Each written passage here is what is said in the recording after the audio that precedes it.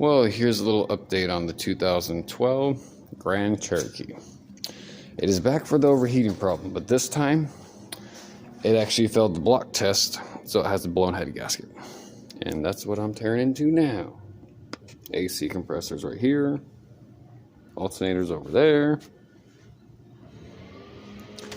Got almost everything ripped off the side so far, wiring harness. There's a cam sensor right there, and there's another cam sensor back behind this bracket I gotta get off, and I should be able to pull the harness completely away from it all the way around. Then I just got exhaust bolts, 4 bolts. Take the valve covers off, water pump, harmonic balancer, and then this whole front timing cover will come off. And then I gotta pull the cams out. Actually, timing chains, I gotta take all that shit apart. There's 4 timing chains inside here.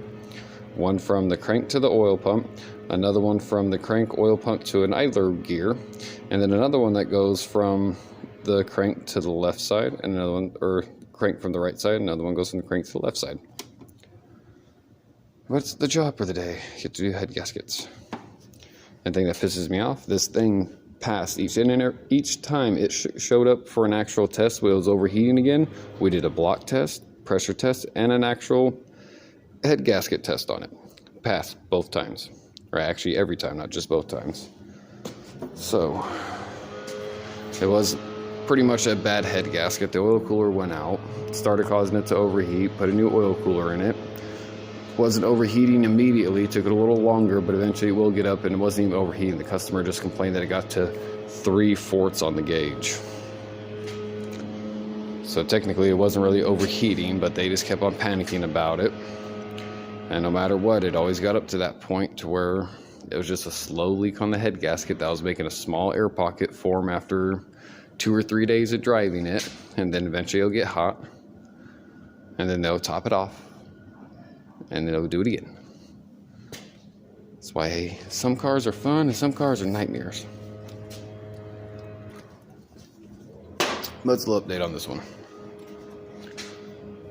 And then as for that turd, waiting to get a call back from the customer, figure out what we're going to do with all the parts that are missing, because that's the Jeep, and that's the Jeep stuff.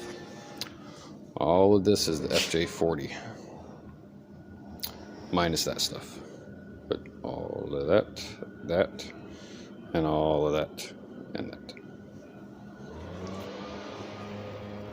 And even after all this is put on there, there's still a lot of stuff missing, so waiting for a call back to customers, seeing what they want to do about it. I'm diving into this one as we're waiting. But it's a little update of what's going on. If you'd like to see more, don't forget to like and subscribe. Have a good one.